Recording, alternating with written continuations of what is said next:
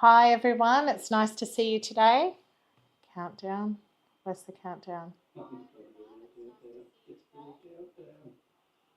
It's got the. Can you clear the countdown for me? I'm trying. No, it doesn't want it from my end. I can't see it on anywhere in here. Sorry, we just had a few tech issues. Don't swear.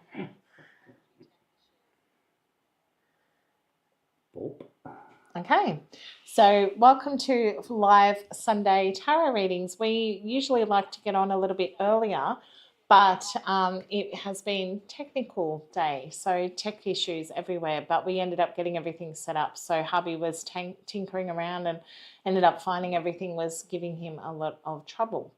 So I am on now and I'm just sharing a couple of readings. If people aren't on the live, it's okay. I'm just going to do some general spreads anyway and just share some insights for the week to come. So we are August 25th today and it is the end of Mercury retrograde. So in the next 3 days, Mercury will turn direct, which is a very positive thing. The sun has moved into Virgo as of late last week. So that is a transition mode that's happening, and remembering that Mercury rules Virgo as well. So the energies of that retrograde are a little bit strong as it heads direct next week. So I'm going to be shuffling the cards and I'm going to be doing a spread and we're going to be seeing what comes out. So I'm going to start off with a 3-card spread. If you're watching this live, please feel free to jump on and ask for a reading. I'd be happy to do a 3-card general spread for you and just let you know what generally might come out. And like and subscribe our YouTube or Facebook, and you'll be in the chance to have a reading done. I do get on every Sunday and try to do a live reading for people and just to see generally what the cards foretell. Okay, so we're shuffling our cards, giving them a good shuffle because I like to get the energy into the cards. I've kind of been shuffling while I was waiting for all this to connect anyway, so there is lots of energy already in the cards, which is great. And we're going to see what they have today. All right. So energetically, it's very interesting at the moment. It feels like there's a bit of heaviness out there. It feels a little bit full on. But in our own world, it feels good. So no matter what's going on outside of your life, you can always make your energy inside better. You can always make your space brighter and you can always work on your own energy. All right, so I've done those as a shuffle and I'm going to cut them into 3 with my left hand. What that does is it helps to spread the energy of myself through the cards. And then I'm just going to lay them out. And I do that from left to right. And we're going to see what we have here. Okay. So what it's telling me is very general. There's only minor arcana cards here.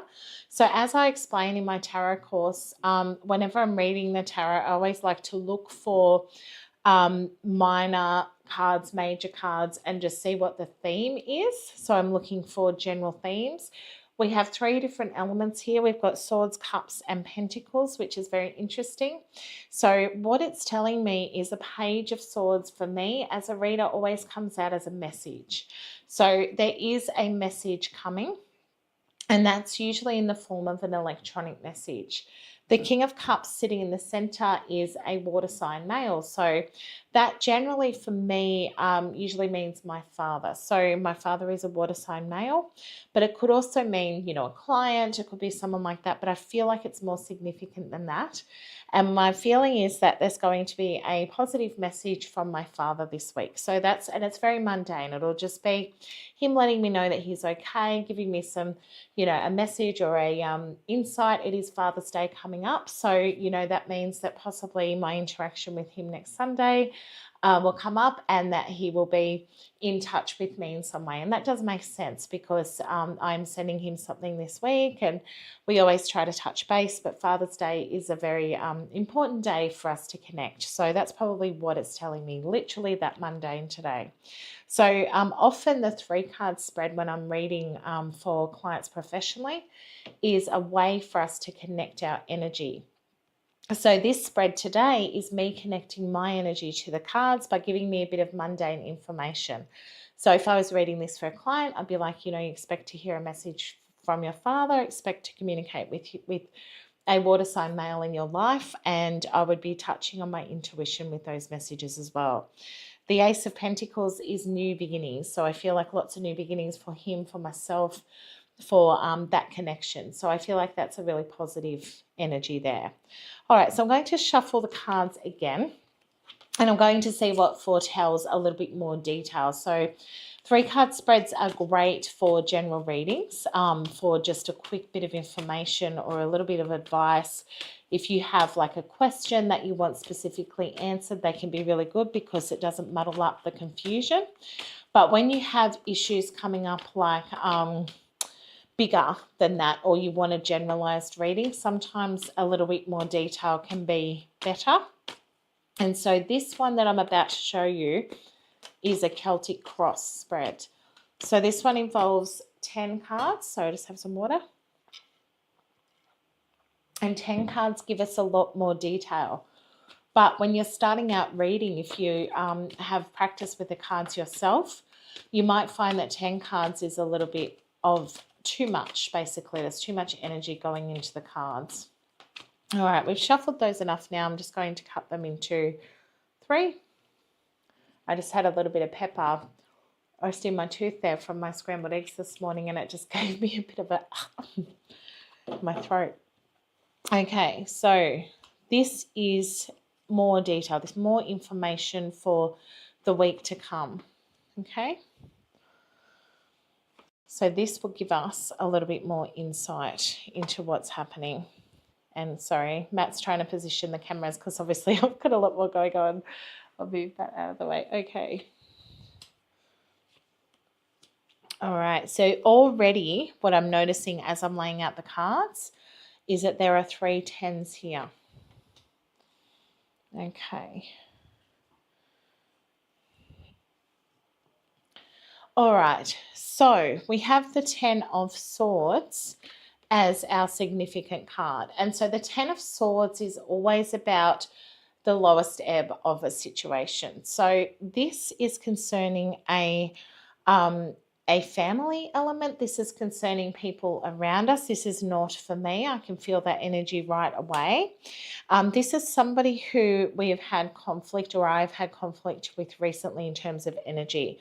So that card looks pretty daunting when you see the symbology there. So it's got obviously a person lying down with a red robe, a red blanket over them, symbolizing bloodshed. So that can mean literally that there is, some element of hurt or pain going on for this person. And the swords are literally in the back of this person.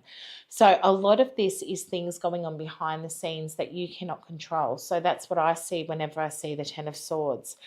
But interestingly enough with this card, if you look behind it, there is a really black sky, and that black sky indicates that things were pretty heavy, energy was pretty dark, things were pretty full on.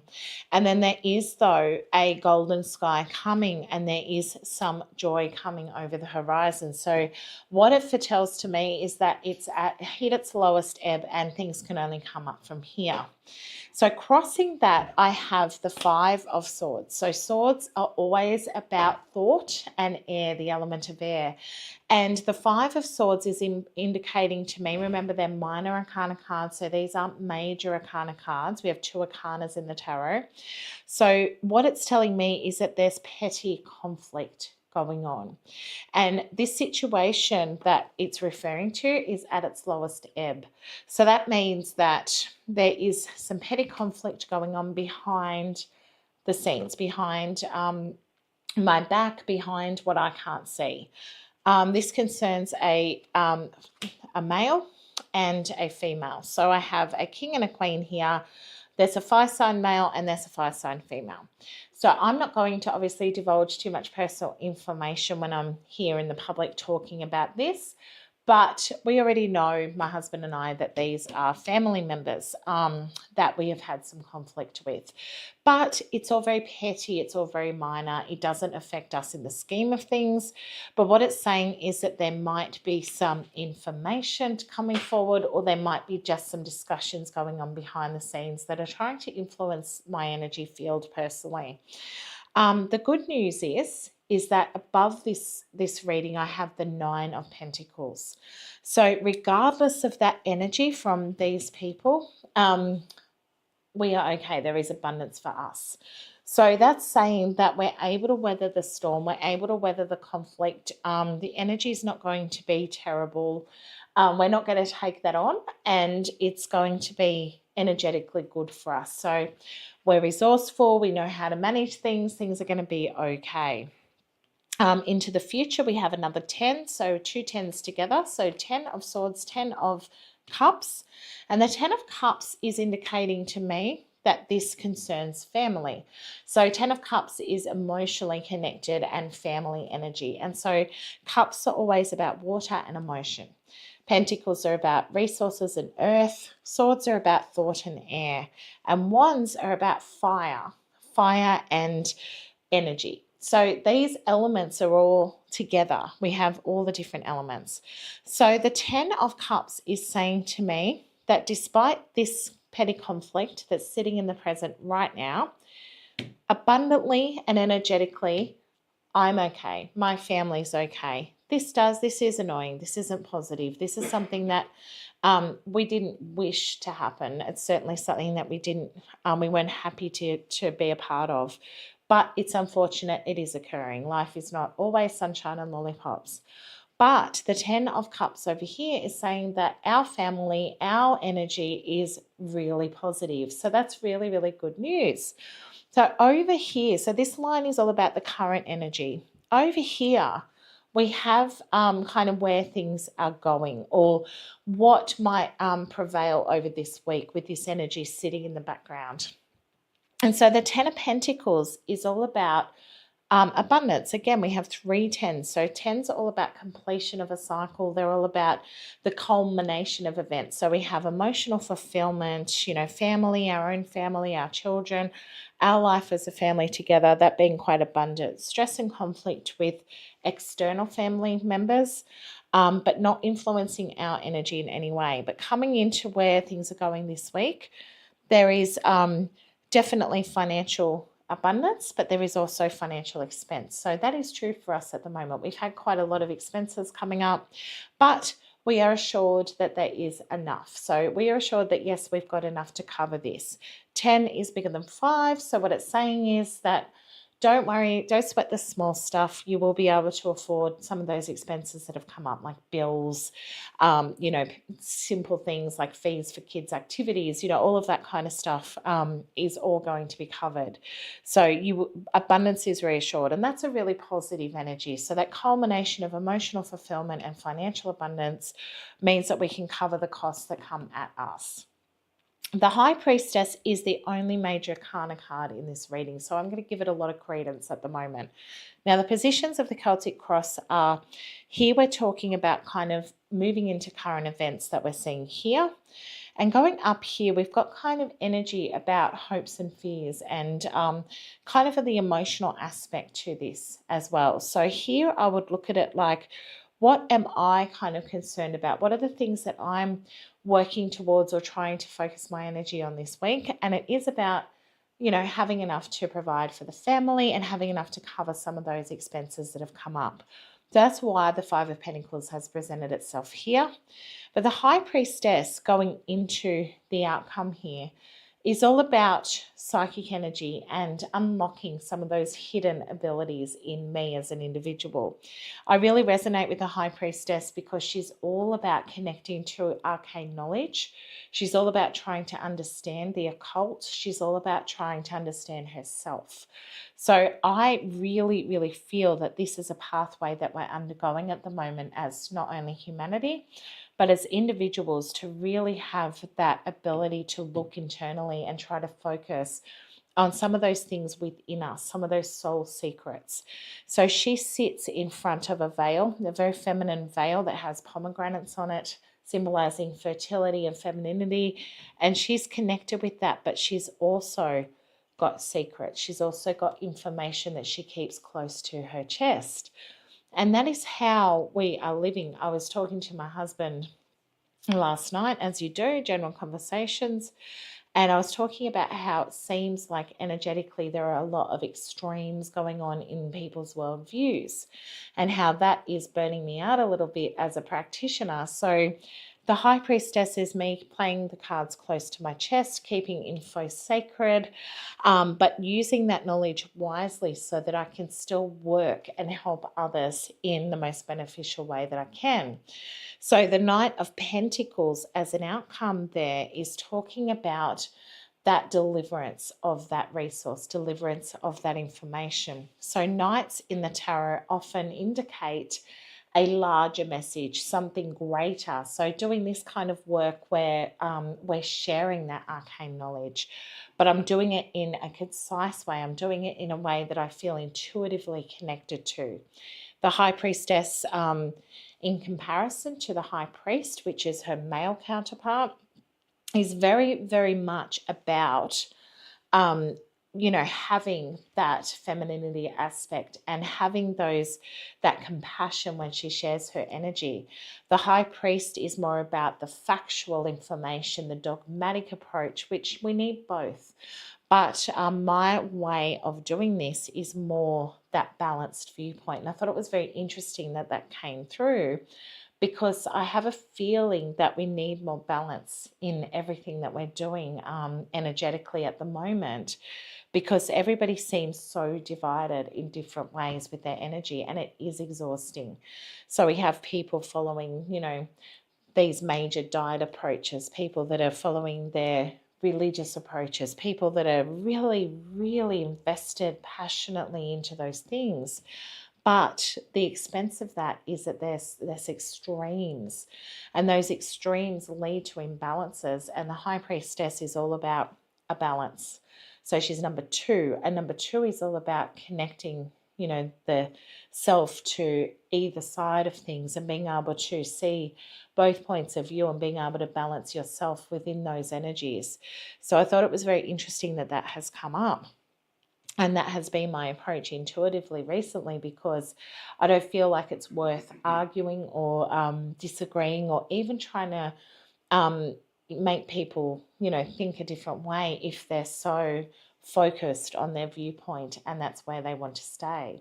So the High Priestess is all about that, is about just having that balanced approach and pulling your energy back as well, but knowing internally that the soul secrets, so it goes very deep, the soul secrets that you have in your own energy are very, very powerful, and you're allowed to share some of that information, but do that in a tempered way. And that's the Nine of Pentacles saying it's time to reveal some of those secrets or some of that information, because people are looking for balance. Even if they don't know it yet, they're looking for balance. So that is my outlook. But again, there is energy foreshadowing some of this, and that is this here.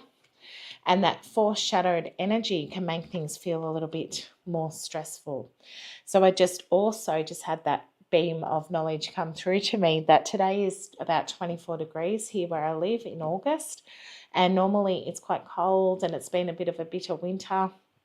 So people are outside. People are enjoying this weather. So getting on a bit later today is probably why people aren't necessarily logging on and seeing this live. And that's completely fine, because they'll be able to play back the recording, and maybe this message will make a lot of sense to them.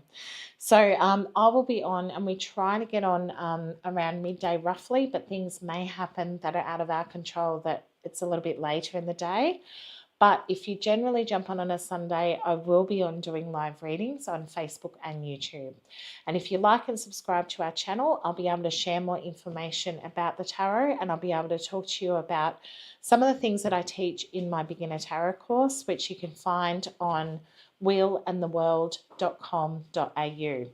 Well, thank you for watching today, and I hope you enjoy the rest of your Sunday. Thank you.